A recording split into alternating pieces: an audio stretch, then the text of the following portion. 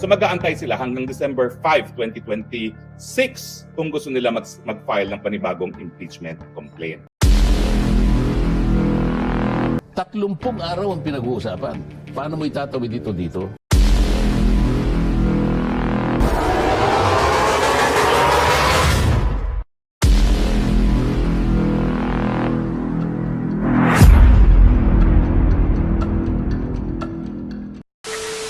Now, para maintindihan natin ang sagot ni VP Sara dito sa issue to, kung yung pang-apat na impeachment complaint ay pinagbabawal ng saligang batas, ito yung proseso na nakasaad sa saligang batas.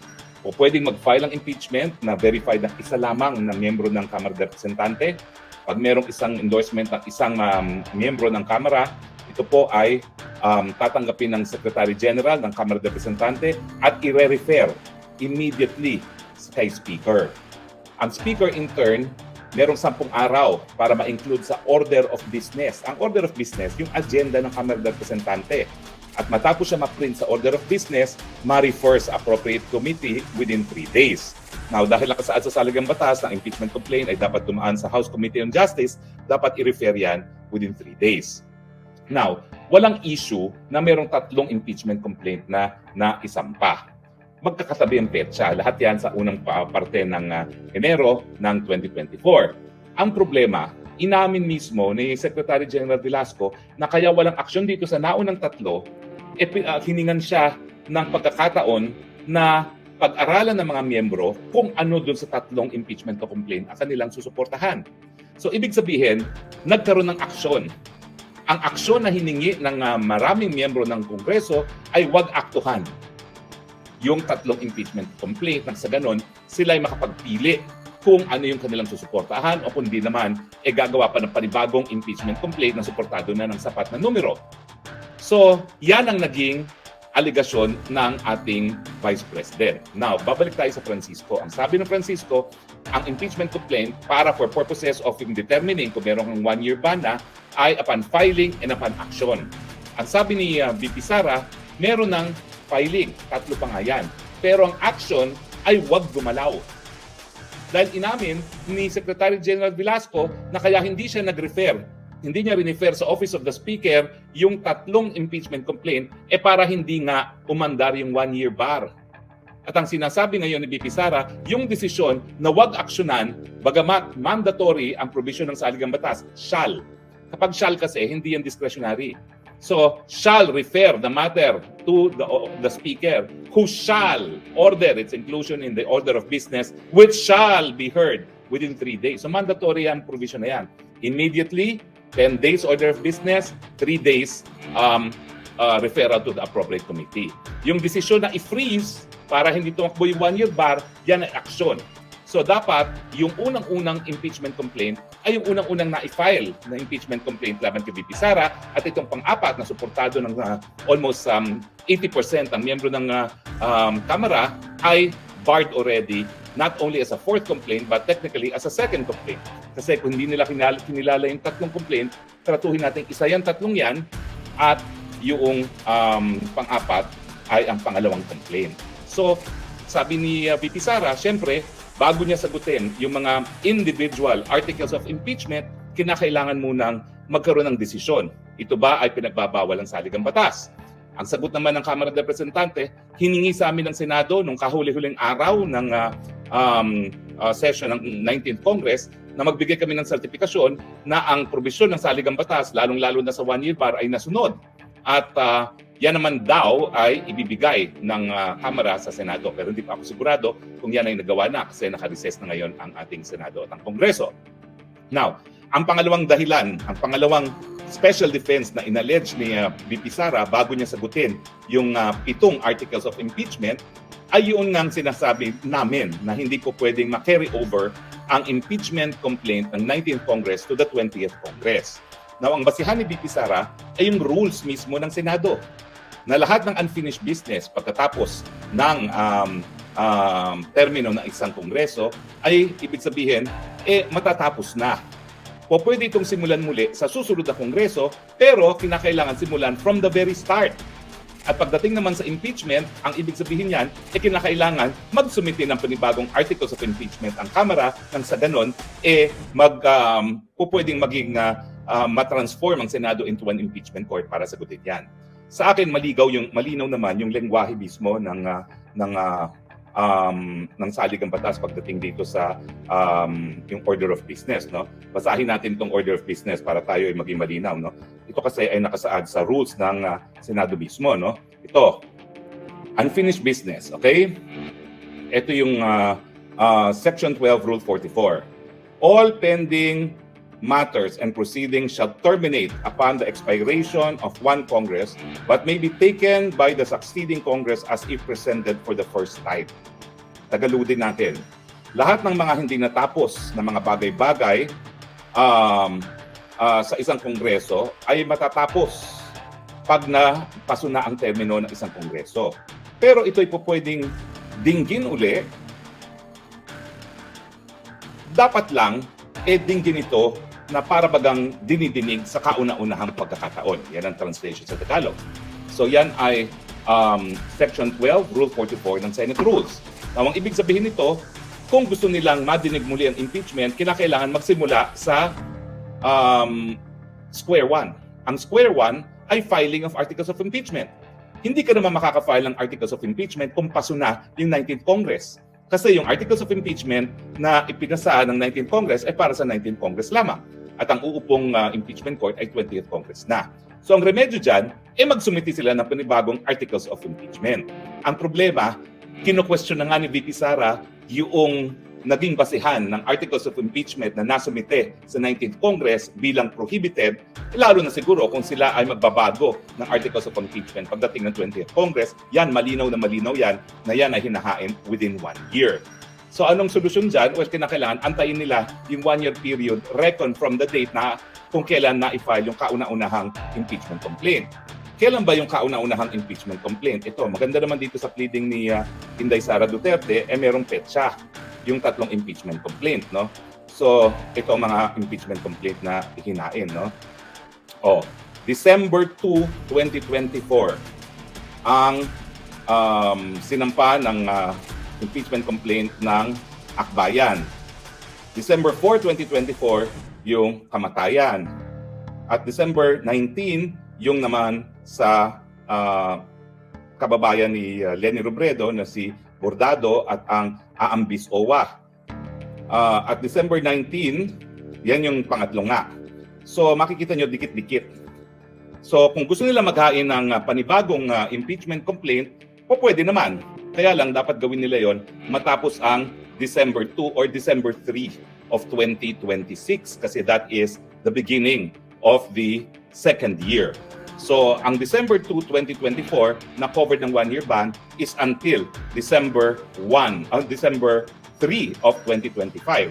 So, mag-aantay sila hanggang December 5, 2026 kung gusto nila mag-file ng panibagong impeachment complaint.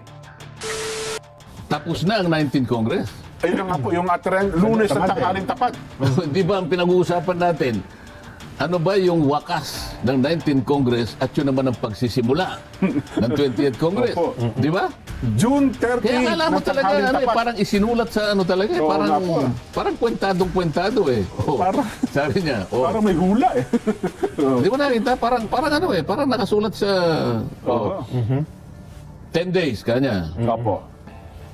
Ba sinasabi nila, talaga yatang kinuwenta yata talaga ni Chis ito sabi niya.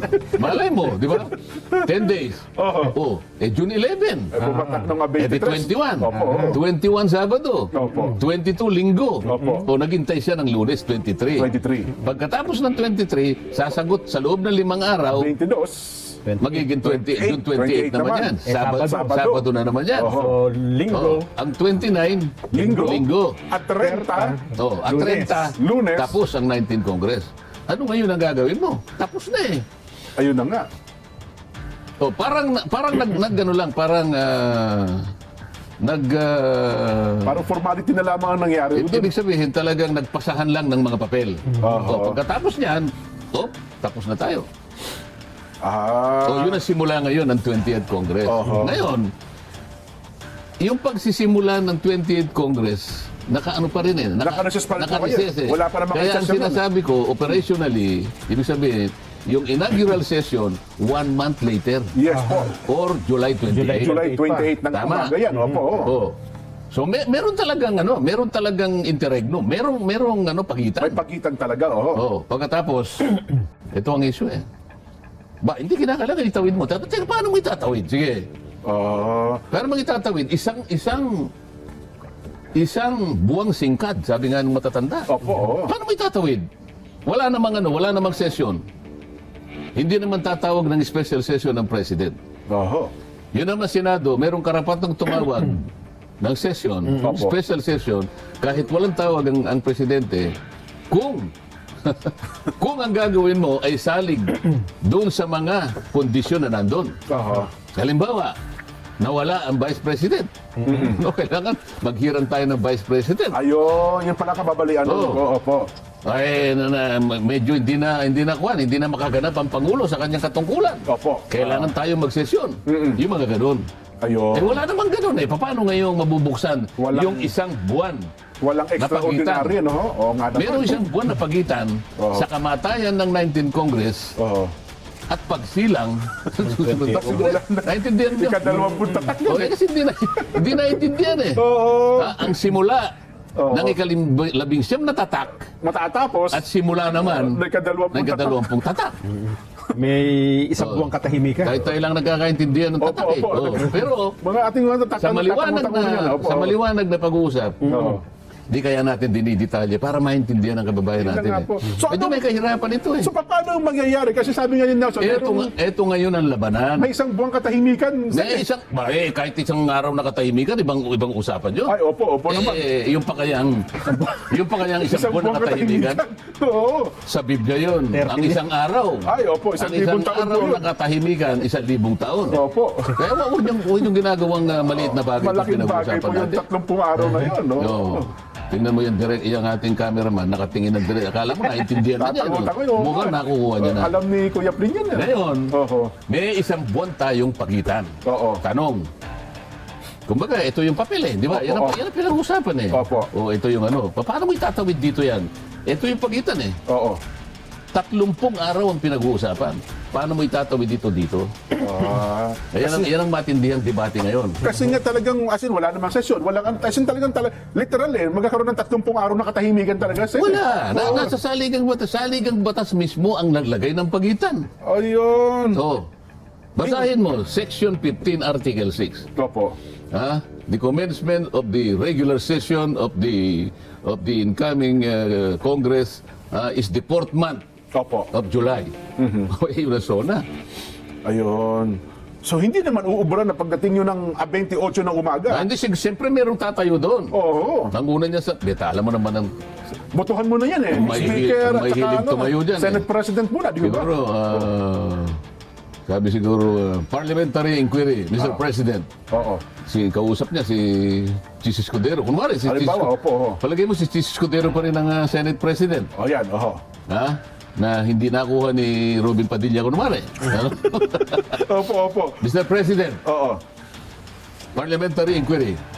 What is the parliamentary of the gentleman or the Blah, blah, blah. lady of blah blah blah? Opo.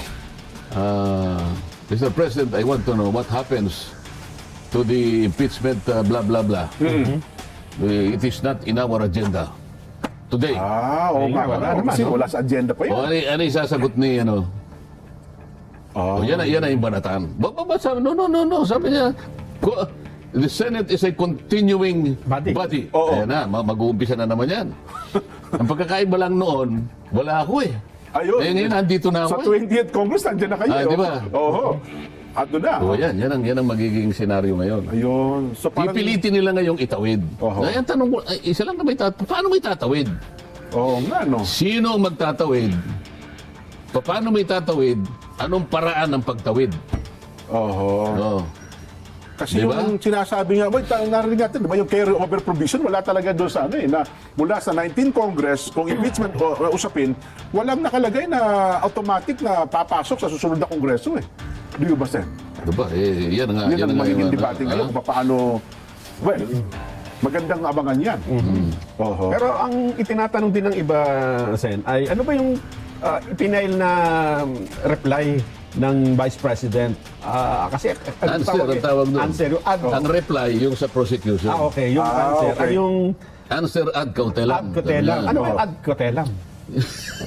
Latin words yan. Mga Latin yan eh. Parang masarap kainin eh. Pag sinabi kasi sa yung mga abogado, pag gumamit ng ad cautelam, Opo. minsan may mahaba pang ano yan eh. May mahabang answer ex abundante ad cautelam. Ganun pa eh. Ito may shortcut yan. Ibig lang sabihin, sinasagot kita na merong babala. Ba, may babala. Ba, may warning pa, Ibig no? sabihin, yung gusto kong maintindihan mo na kaya kung bakit kong sinagot ng ganito. Okay. Kamukha nung kanyang ginawa, kaya niya sinabing ad cautelam, kahit na sumasagot ako sa iyo, hindi ko itinatanggi na, hindi ko kinikilala pa rin na may jurisdiction pa rin ang impeachment court. Kasi baka akalain nila, sumagot ka na eh. Di inaamin mo yung jurisdiction, hindi kaya nga ad cautelam. Yun ang ano. Hindi pa subali. Yung pala ibig sabihin. Meron siyang itinitirang ano, hindi ko, sasagot ako, pero hindi ko kinikilala. Yun ang ad cautelam. Ayun. Di ba? So bagamat sumagot siya, hindi naman ibig Sa mga sabihin tweet, pag sinagot ko kanya, parang hindi ko dinideny. May denial ako dyan. Kaya meron siyang tinatawag na affirmative defenses. Meron siyang affirmative allegations, meron siyang affirmative defenses. Dito sa kanyang sinabi, may tatlo akong nakita. Sabi niya, itong pang-apat na impeachment na ifinail ninyo, it is void ab initio. Sabi niya, yun ang una niyang ground. Opo. Kasi sabi niya, kaya void ab initio, you violated the 1-year ban rule. Di ba? Pinag-uusapan natin. Opo, ng impeachment. Kailangan itself. nating inuli. Bakit nila pinipilit na talagang yung pang-apat ay parang wala ng silbi? Sapagkat meron silang ipinail na unang tatlo. Yes. December 2, 2024, nag-file ng impeachment Opo. complaint. Ito verified ha. Opo, tsaka may endorser yan. Walang depekto, in-endorse. Opo. Sana man lang, kaya naman hindi namin ginalaw, walang nag-endorse eh. Kasi yung unang complaint, ang nag-file, isang karaniwang mamamayan. So sa tuntunin, pag karaniwang mamamayan, merong isa man lang Miyembro na ng mga batas. miyembro ng Kongreso Opo. na Endorso. mag-endorso. Opo. Ito, ang mismong nagano, yung na isang grupo ng tao at inendorso ng isang mambabatas. Di qualified siya. Opo. December 2 yun. December 4, meron na naman. Ganon din, grupo rin ng Yes. ng tao at in-endorse na naman ng isang mambabatas. Opo. Pakatlo ganon din. Opo. December 19, 2024. Ngayon, hindi nila ginalaw. Sabi ng sagot ni Vice President Sara na totoo naman, sarili niyong tuntunin, hindi ninyo sinunod eh. Ano yung nasa tuntunin?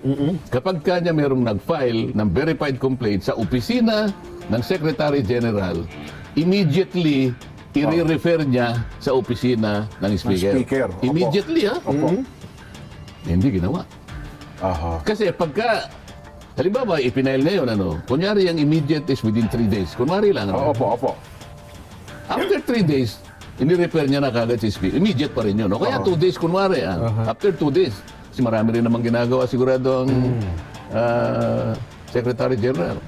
Boss, bigyan nyo naman ako ng 2 days naman. Yun ang immediate para sa akin. And hindi, ang dami ko rin namang sagutin sa buhay. After 2 days, ang sinasabi, immediately. So after 2 days, ginano niya.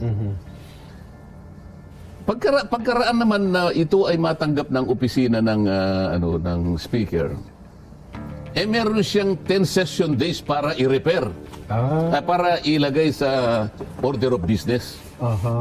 Mayroon pala talagang... May mekanismo yan. may schedule talaga. Isasama mo siya sa order of business. Kasi ibabagsak niya sa Committee on Rules. Ang rules ang maglalagay sa order of business. O kaya nga merong first reading, may ganyan. May second reading, blah, blah, blah. Pagkatapos na ito'y mailagay sa order of business, o tinabasa yung impeachment, sasabihin ng kung sino yung presiding officer, to the Committee on Justice, yun na yun. Ayun. Kasi within 3 session days naman, pagkatapos na mailagay sa order of business, kailangan i-repair mo sa Committee on Justice. So tatlong yun Tatlong proseso. Hindi ngayon ginawa ng House of Representatives. Oho. Ang tanong, bakit hindi mo ginawa? Ayun na nga. Kasi parang nilagom nila yung yung tatlo. Pagtapos yung pagdating ng pang-apat, doon nila Wala tayong problema doon kahit lagumin mo. Kaya lang, ang pinag-uusapan, immediate mong i-repair. Oho. Ang pinag-uusapan na natin dito, pabayaan mo na yung December 4 and December 19. Ang una is December 2. Oho. Within 10 session days. Bakit nga naman, nabinbin. Okay, kailangan bilangin mo alin yung ika-10th day na dapat yon ay ni-repair. Oho. Inilagay sa sa order of business. So yun ang punto ng sagot po ni BP Hindi Inday. tama yun eh. Opo, oo. Kasi yung rules namin sa House of Representatives, kinopia word for word sa Constitution, ganoon din na nakalagay. Oho. Ngayon, ang tanong niya, nilabag ninyo yung one year ban. Oho. Sabi niya, hindi naman namin. Kaya nga hindi nyo ginalaw eh. Deliberately hindi nyo ginalaw. Oo nga, no? Pagkatapos nung maglagay sila, February 5, 2025, ang sinasabi ng batas nga, ng saligang batas, one impeachment per year. Ito yung 1 year ban rule. Oho. O, di nalabag nga. Ayun. Ngayon, paano mong sasagutin nga? Dito lang pwedeng, ayaw muna sabihin mo na yung gagawin ko, pero dito maraming issue dito. Pero bakit, di ba yung point ata na yan, parang yun din yung point na pinalutang ni Senador Bato de la Rosa nung hinihinging niya na ibasura yung impeachment Maaaring proceedings, maulit di ba? yun eh. Kasi doon iikot eh. Ayun, oho. Pangalawa, meron siya sinabi, Opo. there are no statements of ultimate facts in the fourth impeachment complaint. Yung mga ultimate facts, ito yung mga aligasyon. Okay. Ito yung mga statements na nakaporma Oho. na basis ng claim or defenses. Oho. Halimbawa kanina, yung example namin, si Nelson, dinimanda ka. Opo. Yung aligasyon, yun ang ultimate facts eh. Ako po ang may-ari ng isang pirasong lupa Oho. na located po sa ganitong lugar. Sa may Mother Ignacia. Opo, at ang katotohanan po niyan, hindi po, 4 na hektarya po pala. Opo, 4 na hektarya yun. Oo. Ako po ay may-ari ng 4 na hektarya. Lupa. Diyan po sa Mother Ignacia. At Isguera Avenue. Opo. Oo, sapagkat yan po ay pinag-iwanan na po ng yan. naitumba na network. Ano? Opo, halimbawa lang. Sige po. O, ang katibayan po akong may-ari, kalakip po nito yung ebidensya. Ayun. Opo. Tayo sa pangalawang ito yung statements eh. Opo. Bigla naman pong nanghimasok kanya yung Jenso Barjaga. Bigla na lang nagtayo ng kubo doon. Nako, oho. Oho. Oh. Ito po yung litrato, nagdagay po siya ng kubo, nagtatanim pa po siya ng kung ano-anong mga high-value crops. Alam naman po hindi pwedeng mabuhay dyan dahil simento na po yung nandyan eh. Di ba? Ito po yung litrato ng mga ganyan. Oh. Ngayon po, ako po ay sinabihan ko po siya na umalis ka dyan. Ito po yung demand letter ko, annex ba? Ito yung mga facts. Ayun. Wala naman nakalagay na ganyan. Ano sasagutin ko sa inyo, sabi niya. Ayun. Ang nakalagay dyan, puro conclusion of law and conclusion of facts. Na sinasabi niyo, sinabi ko na, ganito. sinabi ko papatayin, pagka ako'y napatay, papatayin ko kayo. Nasaan yung mga, di ba? Oho. Parang ano nga, halimbawa, sabi sa may lupa. Sabi niya, conclusion na ganyan. Sa mga tuhid, sabi niya, meron siyang parang general denial eh. Opo. Considering, sabi niya na, sa iba't ibang pamamaraan, considering na isinuli sa inyo ang impeachment complaint, Opo. kalakip yung articles of impeachment. Opo. Technically, wala akong sasagutin sa inyo. Wala na sa inyo eh, sabi sa korte. Kaya nga, ad cautelam. Ibig sabihin, boss, with all due respect, hindi ko naman ho kayo inaano. Sinuli na po ninyo. Ano po sasagutin ko, di ba? Oo, ano? Bagamat sinasagot ko po, pinaalala ko lang sa inyo. Kaya pala ad cautelam, sabi. Na technically, hindi ko po kayo inaano. Mga ganito yung banatan dyan eh. Oo. Kung wala naman kang statement of facts, ano sasagutin ko? Di ba? Maganyan labanan eh. Pangatlo, sabi niya, Oo. being laden with conclusion of facts and law. Kasi mga conclusion lang eh. Wala yung ultimate. Okay, opo. Di ba? Oho. The fourth impeachment complaint is a clear abuse of impeachment process. Isang malinaw na paglabagan niya sa proseso ng impeachment. Oo, kasi ang impeachment malinaw naman eh.